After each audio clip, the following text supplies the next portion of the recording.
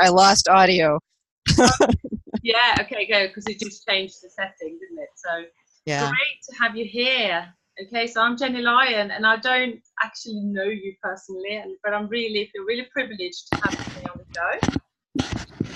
So welcome. Thank you. Thank you Well, for having me. that's my pleasure. So for those who doesn't, well, there's some people who's watching this show, so they kind of know the format, but I always like to, ask you to introduce yourself, really, and tell us a little bit about yourself and where you're at right now. We're going to go through the questions. I'm sure. I think you've got the questions already. I do. I do. So we go through them, but Yeah. just a little bit about yourself and what your mission is. Yeah, I was raised as a Catholic and then became an atheist when I went off to college. So I spent most of my adult life really not believing in anything that you've probably talked about for the last many months or years. So this is relatively new for me. About 5 years ago, I had a really profound experience during surgery. I died on the operating table, and that it basically changed my life 180. It changed everything for me effectively overnight and really within the space of just a couple of hours. So now I have a kind of, I think, a multidimensional mission, and one of it is really just to be love and spread the love that I learned during that time, that I wasn't here on this planet, that I was in, on the other side. Mm-hmm. And really then to bring that sense of beauty that and we'll talk about this a bit, but that sense of beauty, not just physical beauty, but just that spiritual beauty and peace that I felt and experienced there, and just teach people here how they can bring that into their lives as well. Yeah, amazing. Thank you. Fantastic. So could you just tell us what the first question that actually came into my mind now when you said that you were an atheist and then you had this experience. What is the biggest difference for you right now living your life and how it was before? Because the feeling of being connected in this way must be very different from your belief system before. Right. Yeah. So before I was very, as most, I would say, and it's going to sound like a broad generalization, I think, but a lot of atheists feel isolated. And that's how I felt anyway. I felt very isolated. I didn't believe in anything, so I didn't feel like I had a depth to my existence. It just felt flat, if you know what I mean. I didn't have a whole lot to look forward to in my day except my daughter, and so life had lost its sparkle, really. So what happened actually during this experience, and not only did it deepen my daily experience, like I feel more in tune now with this moment right here, right now, than I could ever imagine. I mean, I'm more peaceful and more present. Before, I was exceedingly fearful. I mean, I was terrified of death and a lot of other things too. But that fear of death, I think people don't realize it can permeate your whole life, and it really can keep you from living. And that's where I was. It was that fear of what comes after our body dies here that kept me from really living. And now, not that I'm, out there welcoming death or anything, I'm not, but I'm living from a standpoint of having no fear about it. It will come when it will come, which then has released me to really be my true self. Yeah, and to live more present in each moment of each day. So it's a beautiful difference. I love it. it's a much better place. Yeah, definitely. So was death? So I know this is a lot of other questions now, but I'm just It's flowing. okay. It's okay. Was death something that you kind of had on your mind a lot, or was this because some people think about death a lot and they worry about it more than others? Was this something that was present for you before, or was it kind of just fear of everything? Yeah. Yeah, I think it came and went, really. My dad had passed away, in 2000, and I think that really started the fear of death, because I watched. I mean, he died of cancer, so that was a long, really 18-month process of watching him, slowly deteriorate and then finally pass away. And that was what really started it for me, the deep fear. It was like this gut-wrenching fear that set in, but it wasn't all the time. But what it did is it caused, like, I would say, like a moderate level of anxiety was always present. I think mainly because of that, because of that underlying fear of death. Mm-hmm. So it came and went. Most of the time, though, people would call me nervous. Inside, I felt really anxious and unsettled, and that was my daily life. Oh, so very different from today then. Yeah, definitely. So, I know you mentioned, so I'm just going to try the camera slightly out here. You mentioned that you had an operation. So, right. So could you just maybe technically just tell us what happened? Sure. Yeah, I had been living in that time in Boulder, Colorado, and this was the winter it was January of 2014, so just a little bit over 5 years ago now. And winters in Colorado, at least in the Denver area, are actually pretty nice. It was very sunny and warm, like short sleeve weather warm. It was quite warm.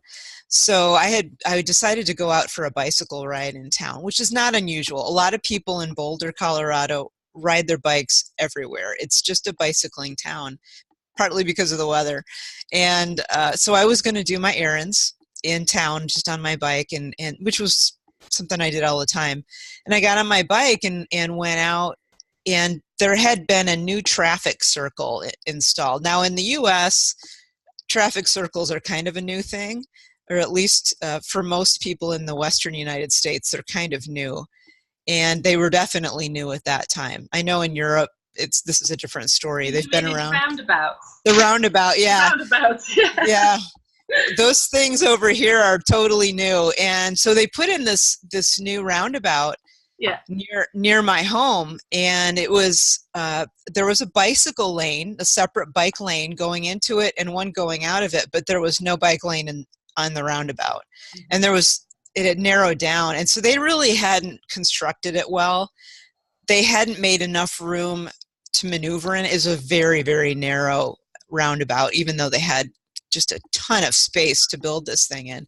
So I biked into it, and I did what I'm supposed to do, which is take up the whole lane. If there's no bike lane, you take the whole lane. So I did. And there was a car behind me. He stayed quite far back. He was several car lengths back, so I wasn't worried about that guy. But I noticed there were some vehicles coming in from my right on an annex road that was coming in from the highway. And I watched them, and it looked like they were slowing down. That's what appeared to me to be happening. As I got up to where that road kind of came in, that initial car, it was actually a very large SUV. And I know in Europe this isn't a thing, but here it is. It was a huge sport utility vehicle, like a big size of a big pickup truck. And instead of stopping, which she was supposed to do since there was traffic in the circle, she accelerated, and there was nowhere for me to go. I mean, she accelerated so fast that she clipped my right-hand side and hit me. I ended up on the hood of her vehicle looking in at her, and she didn't know I was there. She was so busy texting with her phone that she didn't even see me looking in the window at her. And so she kept driving, and it's a really horrendous accident. If anybody wants to read the details, they can read my book. But effectively what happened is she kept driving. I fell. She partially rolled over me. Now, she didn't run over me with her tires, but I was in the middle of her tires. I got stuck on the undercarriage of her vehicle. It's like one thing after another, right? I got stuck on the undercarriage of her vehicle, and she was dragging me underneath her vehicle. And finally, one of the other vehicles that had witnessed the accident blocked her path. So he actually drove his truck in front of hers. so that she could no longer drive. And that's what stopped the whole accident finally. But during this process, this was the first of two incidents. This is just what I at the time thought was just kind of weird, because if you know, I was a scientist at this time. I had no understanding really of consciousness, of spirit, of soul. And what I noticed during the accident is my consciousness kind of split, and I had a sense of watching everything happen from outside of the actual accident scene itself. So I saw everything as I was an observer, but I was also in my body at the same time. And I remember thinking, that is really weird. What's that all about? Yeah. But I was so, I was so consumed with just staying alive that I didn't pay much attention to it until a couple of days later. And when they finally stopped her vehicle, the paramedics were there quickly. There was a first responder station maybe just like a half a mile away, so they were there quickly. And they started working on me, and that's when those two different aspects of me came back together in my body, because the pain was just incredible in my back and my neck. And it turns out once they brought me to the hospital, it turned out I had a lot of broken bones in my back, and many in other places too, but most of the damage was to my neck and my lower back. And that's what propelled me into surgery a few days later. They were really trying to stabilize all those broken bones and torn ligaments. So that's how I got into the surgery. Oh, wow. So when you were actually on the surgery, obviously, would they have not put you under general anesthetic for having the actual surgery? So Yeah. You can't then, so if it happened during surgery, what happened? Because obviously you're already asleep. Yeah, well, basically what happened from the medical side of things was, as soon as they gave me the anesthetic, my heart rate stopped. So I had some kind of a reaction to the anesthetic. They may have accidentally overdosed me. And I say that because for whatever reason, my body type, I can easily overdose on stuff. I tend to need only about half the same medication as somebody else would of my size. So it was an unintentional and unanticipated, I think, overdose. But whatever happened, there was a reaction to the anesthesia. My heart rate just initially just went to zero for about a minute and a half. My breathing stopped. And my blood pressure went to zero. So there was no blood, circulating. They obviously started working on me and went and did CPR and finally, got my heart going again. But I didn't know that. I mean, all I knew was that I drifted off when they gave me the anesthesia, and it felt like I immediately woke up. Wow. But I woke up outside, not in the OR. Okay. So that's what it felt like to me. I didn't have, in some cases, people report like floating over their body before they move off. I was just instantly gone. It was just that quick. Wow. So yeah. What was the feelings of being there? Wow. The side. I mean, overwhelming beauty, like you wouldn't imagine. And it was beauty that was really more, it was more energetic. Like everything was vibrating with an internal energy that I could see, and things would just shift. There were colors that I couldn't describe here because I was no longer limited by my physical sight. So I could see beyond our typical, the typical range that we can see in our body. So I could see, I think, in the UV and infrared, because it was really crazy. It's a spectrum. Right. It was like full spectrum. Yeah. And I could interact with that. So if I went up to, let's say, a flower and touched the flower and thought, "Woo, that's pretty," the whole thing would just like sparkle. It was like watching little fireworks come off of this. So it's like Of this. responsive to the energy, right? Right. It was all what I realized very quickly. And it was just this all different kinds of vibrating energy that was all around me. And so that was what I perceived sort of with a visual sense. What I felt was really peace and love and acceptance beyond anything I've ever felt here. And at first, I honestly thought I was hallucinating. I really did, because I'd never had this happen before in surgery. But then when I started thinking about it, I thought, well, wait a minute, I have actually hallucinated before as a result of a medication I was given for pain. So I had a long time ago had surgery and been given a pain med that made me hallucinate. And it was totally unlike this. I mean, it was just crazy, chaotic images. This was very structured and very rational, and it felt really real. Like all of a sudden, this physical life was now nothing more than a dream. That's what this felt like, and that was real. And I sort of looked around and I thought, well, wait a minute. I remembered being on the operating table that I was being worked on. And I looked around and I thought, I wonder if I died. Wow. So you actually remember your taking you there. Yeah. Yeah. I thought, well, wait a minute. This isn't normal.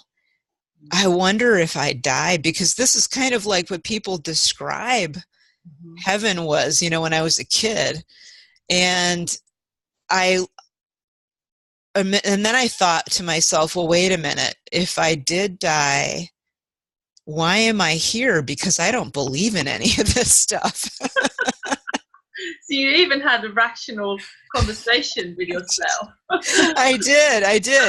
And the funny thing was, it was kind of funny at the time, or especially now, there was an answer, and that I sort of like did a double take. I didn't expect an answer, because I had just asked that question internally. Yeah. It wasn't anything I voiced. And so I asked that question internally, and then there was an answer. And what was the answer? The answer was, this is your home.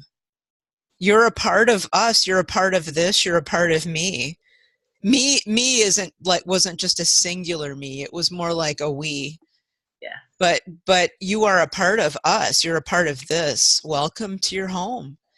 And it came with this amazing sense of love and acceptance. I immediately felt like I didn't deserve it. That was my immediate reaction. Like, wait a minute, I didn't believe in you for all those years. Yeah. Why are you loving me? I didn't feel like I deserved that love. And I knew I knew it. I could feel being accepted. There was that grace, that forgiveness. It wasn't even something that needed to be forgiven, which was the weird thing at the time. I thought, I'm accepted without needing to be forgiven. It was just, you didn't have to say anything. Right. That was, yeah. This is your home. Welcome back. Yeah. That didn't mean and we can get into this, but that didn't mean that I was allowed to get away with stuff if I had done something off path or, negative towards someone else. It just meant that I was still part of the family, that I was still loved. So no judgment. Right. Complete acceptance. Yeah. The only judgment really came from me. From yourself. It's self-judging. And it was interesting, because I went into that so easily. And I think most people who have these experiences do that at first. We're like, oh my gosh, what did I do? I did all that stuff when I was there on earth. I don't belong here. But that was quickly dispelled. It was like, no, it's okay. We know that that's a tough place. You'll have an opportunity to make amends and to make things right. And it isn't up. And it was through this whole experience, the woman who ended up being with me, who guided me through this, kind of said, It's okay. You don't need to judge yourself. This isn't about judgment. This is about learning and And who about was being this better. woman, do you think? Well, I believe she was someone that had been a friend before this life. So we had known each other before. She wasn't anybody that I knew in this particular life that I'm in now. So But I could, of some a spiritual guide. Yeah. some sort, Spiritual. yeah, some connection. Yeah. So my question, I'm really interested in this because this is more of a personal question, I would have thought. So my father, he passed away 2 years ago, and I'm really, really close to him, and I'm still very close to him. And this is, I don't know if this kind of makes sense to you. The morning he passed away, because I actually did a healing session on him while he was passing, but I didn't know. So I was in this space, what you were just explaining, this amazing portal that he was in, fully surrounded with light beings, and the immense, it makes me want to cry, immense light and acceptance and love. And I was like, wow, my healing sessions are not always this powerful. What is going on here? Because I was distantly doing it with him, so I just went there with my consciousness. Yeah. And then I found out, I was like, is he passing away? I mean, so I found out probably about sort of an hour later, because the doctors will only ring at certain times, or if there is a doctor in charge. So it's very early still in the morning, about sort of 7 o'clock. But what happened was later on, so that evening when I went to bed, he was so restless that he came to me, and it didn't really make sense to him what had happened. He was like, I'm not done. But basically it felt like he would, the best place he wanted to be was to just be with me, because he was really, it felt like he really wasn't sure. Would you think that would be possible until you sort of get your head around it?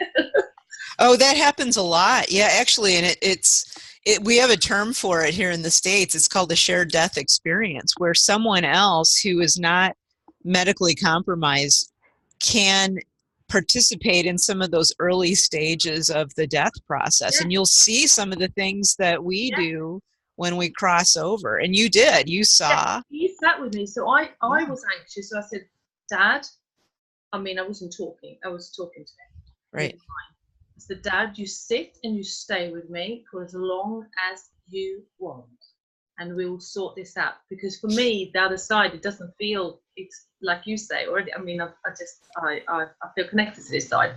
So for me, it was okay. But instantly, he relaxed. Yeah. Instantly, he was like, it was like I could go to sleep, he could rest, and then the next day. So he was with me for about 2 or 3 days, like properly. I felt him. Yeah. And I said, you've got to go off now and do what you need to do, because there's nothing we can do. Right. I mean, there's nothing else I can do. I said, more than just, and that's what happened. So this makes sense to you? Because I'm not technically sort of, aware or knowledgeable with this, only energetically. Yeah, actually that does happen. There are times when my dad passed away, and this was a long time before my NDE, I had that same feeling that he was with me for about, it wasn't as long, but probably 18 hours or so. Yeah. And that does happen where people are kind of reluctant to go. They have to feel comfortable enough that you're going to be okay. Yeah. For my sister, I think when she passed away, she wanted to make sure everybody was going to be okay before she could fully leave. So there's some of that. Sometimes people are confused. Sometimes for him, and he was scared. Yeah. He felt worried. Like he felt relieved because he was out of pain, but a bit confused. Yeah. Right. And that's, I think, why I would love to see a little bit more, as people get closer to the older years, sometimes we can't predict when they're going to pass, but to give people a sense of here's what to expect and what to do. And in the Buddhist traditions, they do this all the time. So people are prepared. They know what to expect once they leave their bodies. They know what to do. Yes. And here, at least in the United States, we're just like, okay, later. And we expect people just to be, doing their own thing. Now, don't worry too much, because from the spiritual side, there are spiritual guides who help people in that transition process. So if he's not ready to let go, they're not going to yank him and take him to the light. It has to be from here. Yes. He has to want to go. Yeah. But there are, spiritual guides that will help in that transition. And people on this side help with that too. So it can be easier, but it sounds like he really just needed to get a sense of, that things have changed. This was a big transition before, he could move on. And also how I saw him, so he was 71 when he passed, but I actually saw him as when he was about 45. Wow. So like his energy, because he really deteriorated the last sort of few years, because he had Parkinson's disease and a few other things. So like the body just collapsed in a way. So he was really young, strong, and back to this. I was like, great, he is feeling this way, he's feeling this strength again, that he's not deteriorating, Right. So that felt really good. I mean, is that right? Yeah, that's his, initially in those first stages, there's especially when you fully leave the body for real, like your dad, there's an amount of time, and it depends on each person, where you're basically allowed to just chill and get used to this new place, this new transition, this new state that you're in. And most people go over with a sense of the body that they enjoyed the most. So that could be when they're 20, it could be when they're 40, whenever they felt the most strong and lifelike. Yeah. Sense. So that's what when I crossed over, and when I was in my near-death experience, the body I saw was the one that I had when I was a bike racer, because I raced bikes for a while. And that's the sense of myself that I had there. So your dad had that sense of being a vital 40, 45-year-old. Yeah, and he had all his muscles back. Right, It's like, great. He was still in the hospital gown. But it was brilliant, because I was like, okay, well, if this is the energy he's feeling, I know he was feeling good at that time. Right. Yeah. So I'd remember it, So brilliant.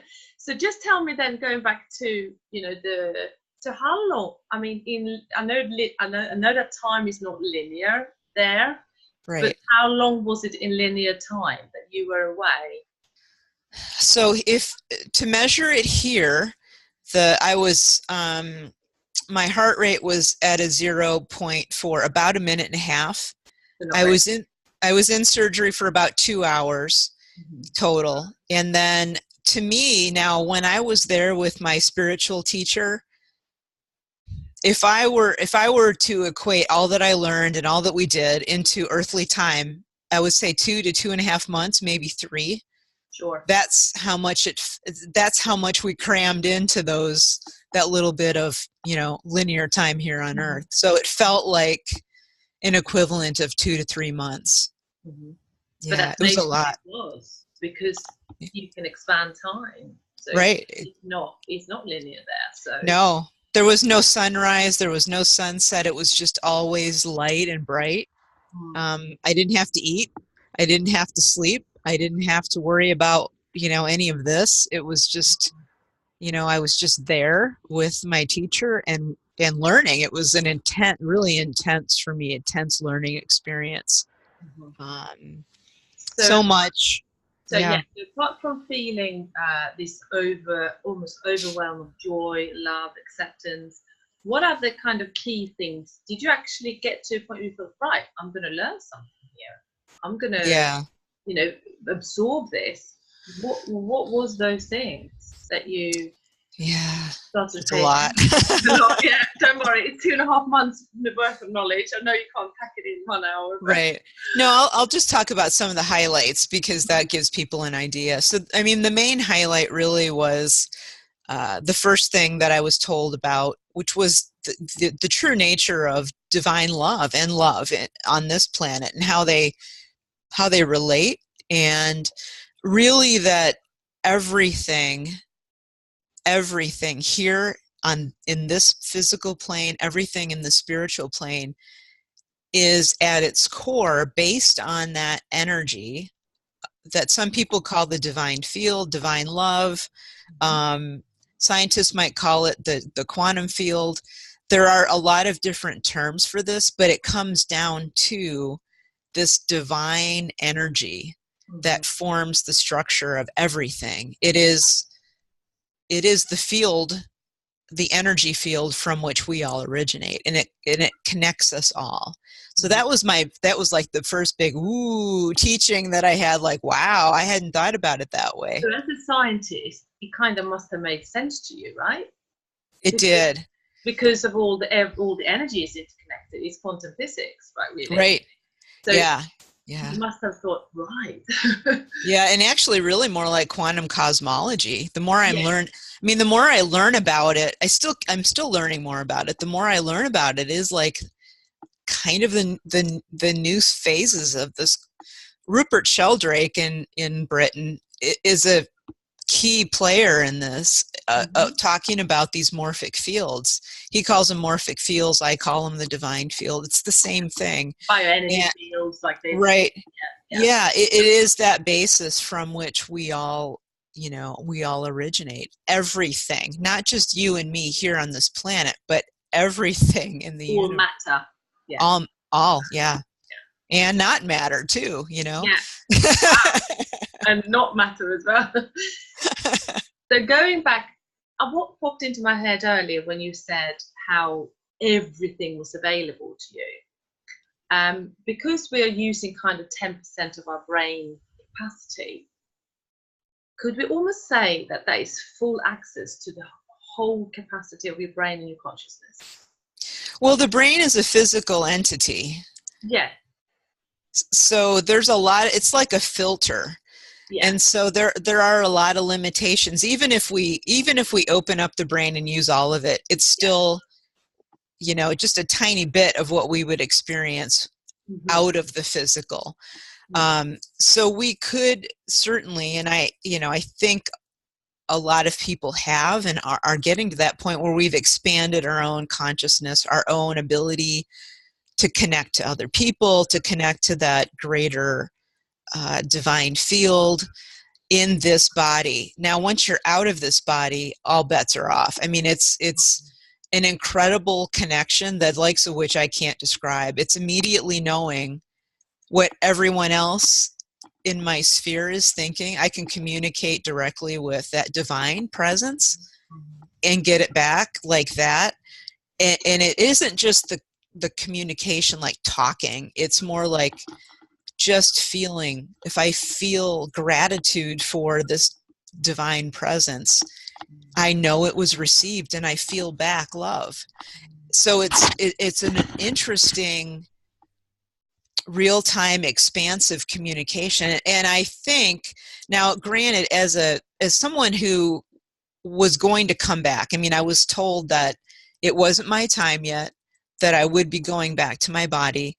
There was basically a barrier, an energy barrier beyond which I could not pass because I was still attached to a physical body. So there was a limitation for me as far as, what I could experience. So I didn't get to experience the cutting off of this limiting body. I didn't get to see fully beyond that. But that in-between state itself was pretty darn expansive, and just being rid of a lot of this, the filtration of this, the body does a really good job of focusing out all the stuff that we don't really need to know to live a life on this planet, to do our basic stuff, which is good for a lot of the time when we're struggling or when we're not fully spiritually aware, when we're not fully conscious, when we just really need to live a life. it's kind of good, to be focused in on just this and not worry about what's going on in another galaxy on the other side of the universe. But once we start to expand our consciousness spiritually, we start to run into, that feels too limiting. And that's when we want to expand that sense, even while we're still in our body. And we certainly can. We do have that ability. So, yeah, I mean, great. I think I put it on one of the Facebook posts. I've had a very strong experience when I was 23, where I left my body and I came back in. Mm-hmm. But I knew I wasn't dying. Right. So I can relate to, because I went everywhere. But it wasn't as strong as yours, and it's a different thing. But so I can relate to that. But what I was going to ask you is really, when you came back, or in this space when you were told that you're not really meant to go just yet, did you then think, or maybe reflected after actually, is this a part of your soul mission? So we come in with a divine plan, and this was kind of meant to happen so that you can help others. Mm-hmm. Would that be? Yeah. The full story about how I learned that exact thing that you just talked about was, I did not want to come back. And I argued upside down with my spiritual teacher that I'm not going back to that planet. I'm not going back to that body. I was adamant that because I was scared. I was really scared that I would be either a quadriplegic or a paraplegic, because my neck was really in bad shape. And there was no guarantee that this surgery was going to be successful. So I was really afraid of coming into this body. And, I was like, wow, if this is the in-between stage, I want to keep going and see what the rest of, this place is like. So what my spiritual teacher said to me was, you already agreed to go back. And I'm like, I don't remember agreeing to that. And what she showed me, so in this is sort of like one of those movie moments, from the movies, in the air in front of me, she showed me from her perspective, her vision of what she remembers as me, kind of agreeing to do some certain things before my birth into this life, things I wanted to either learn or some things I wanted to accomplish. And one of the things that I had signed up for, literally signed up for, was to be in a space of non-belief. So I agreed to be an atheist for a while, and then I would make a transition back to a spiritual life. There were a couple of different places in my life where I could make that transition. One of them happened to be when my dad died. I let that go. And then the next point was this accident that we're talking about today. That if I didn't make that shift after the death of my father to a more spiritual life, then I would be having this accident and would make the shift then. So yes, there was definitely an agreement that this is one of the things that I came here to do. And initially it was not necessarily to do this kind of thing. I'd never thought that I would be doing videos with people on the other side of the world about this. I mean, I thought I was going to write a couple of blog entries somewhere and then nobody would ever read it. And that would be it. But it turns out, the universe had other ideas. So what I basically did is when I came back into this body, for a while I argued about it. No, I really don't want to teach other people. I don't feel like that's my job. So I worked on myself, which is really the best place to start, right? Mm-hmm. You work on your own life. And then that kind of blossomed out and started helping my friends and family. And then from there, other people asked about it. So it was a gradual sharing. It was a gradual coming into that purpose for which I was sent back. It wasn't an overnight, okay, now I'm going to tell the world about it. It was more gradual, feeling into it really with my heart, and knowing what to tell people and what to say. So knowing all the things that you learned and then coming back, did you have like a bucket list thinking, I've got to do this with my life now?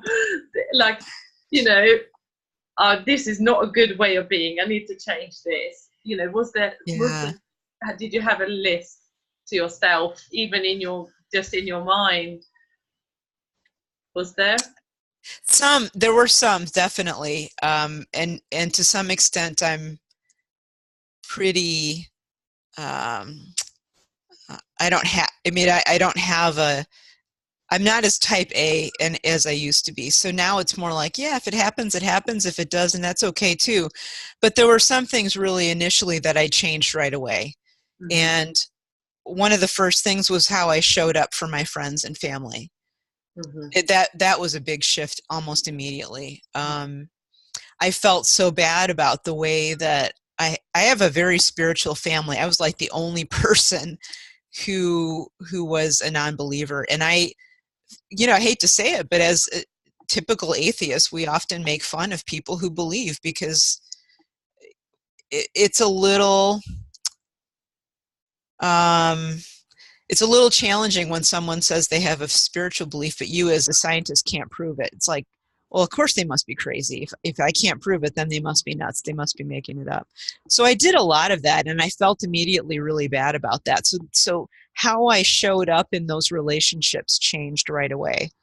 I also, not only for medical reasons, but I quit the job that I was in.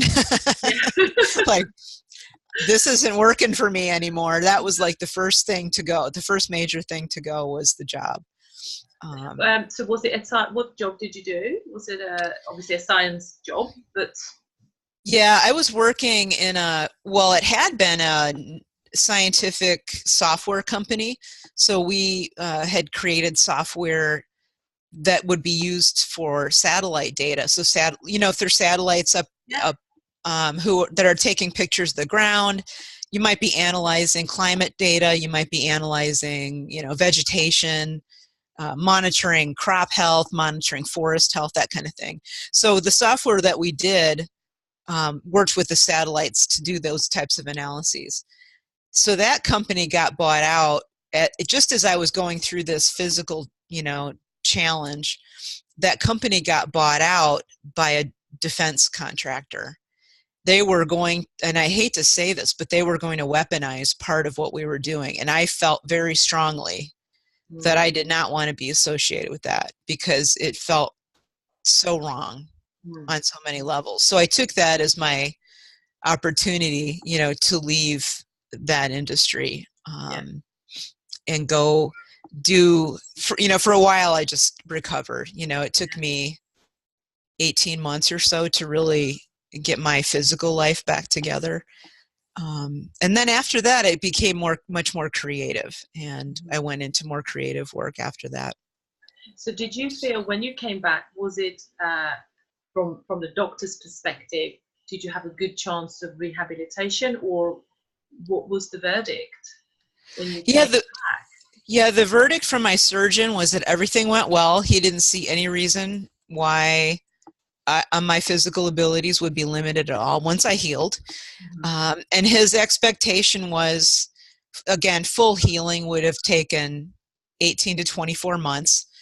They would be able to take all of my braces and casts off, because I would have to be in either those hard plastic clamshell casts or regular plaster casts for about 3 to 4 months. That was the prediction.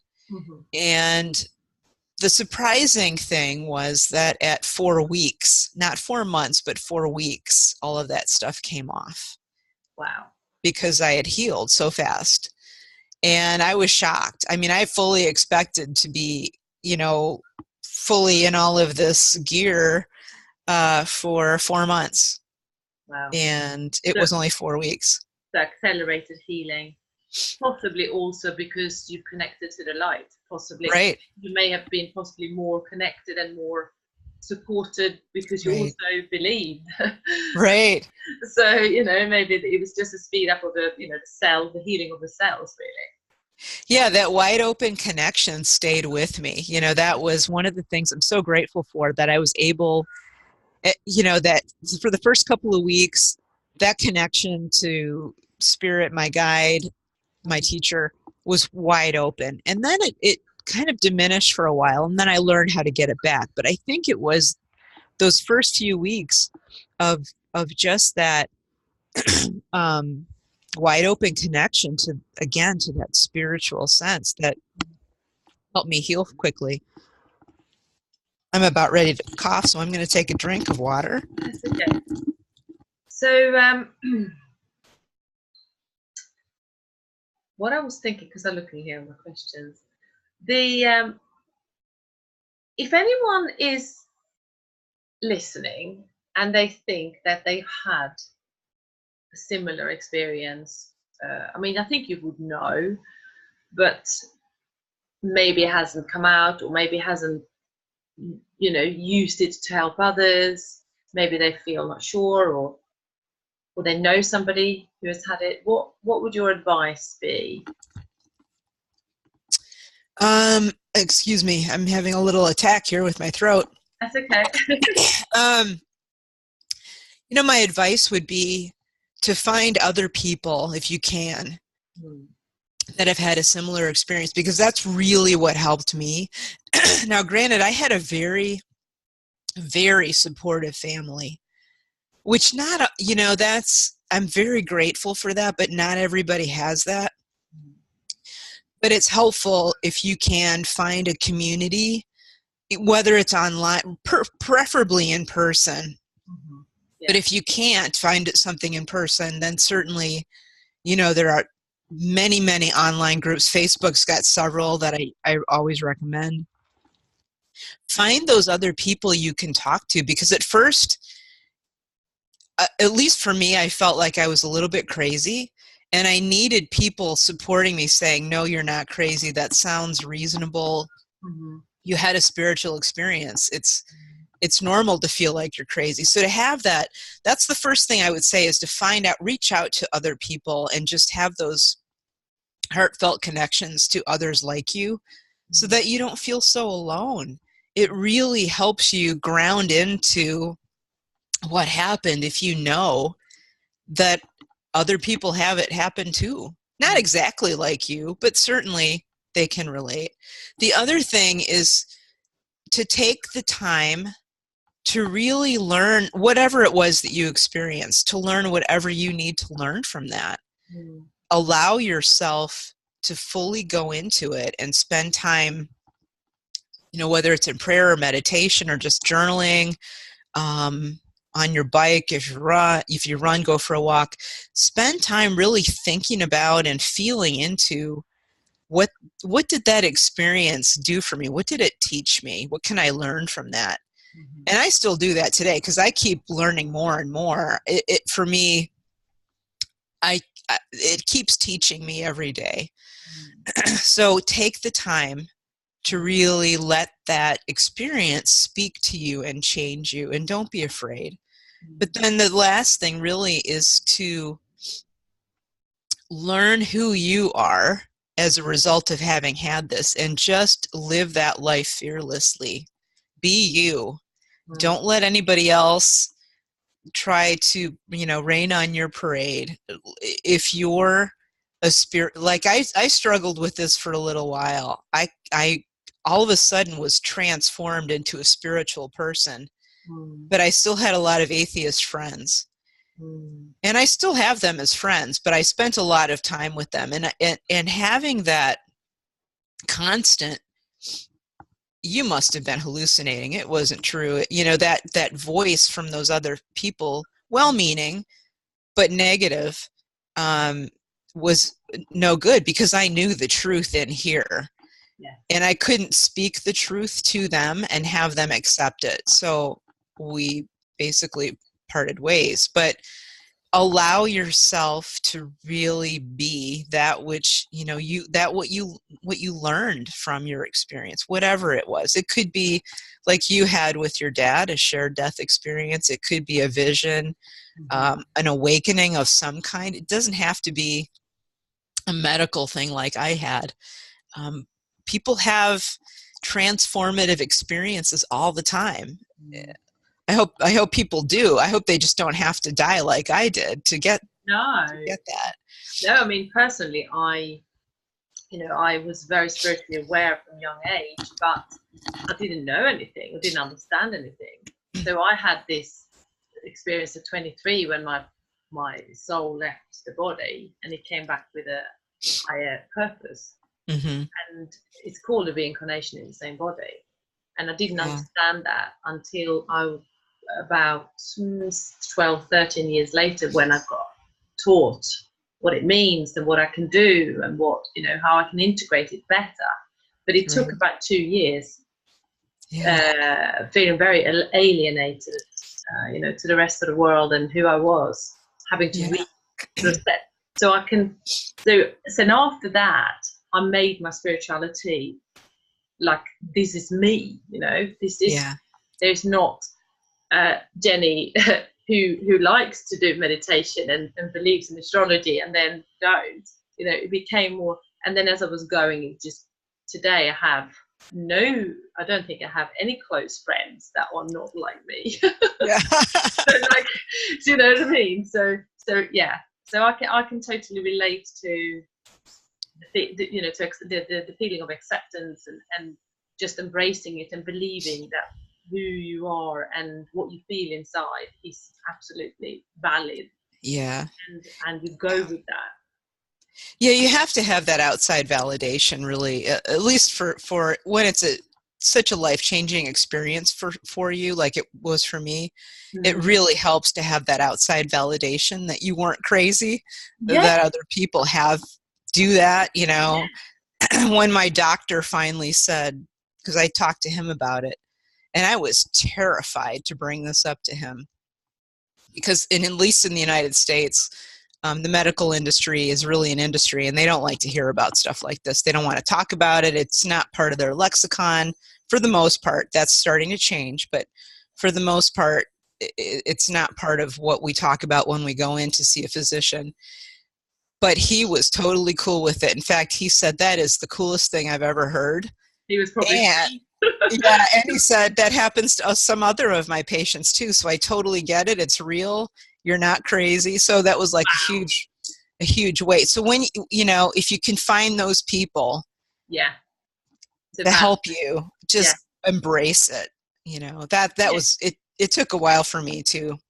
And then also go on instinct, because actually I remember reading on this particular website, but it was somebody who is actually my teacher and also a friend now, but I was reading about this particular part of the reincarnation of the same body, and all the things outlined what would happen and how you feel afterwards and how long it will take and what you can expect and all these things. So I'm like, that's me. This happened to me.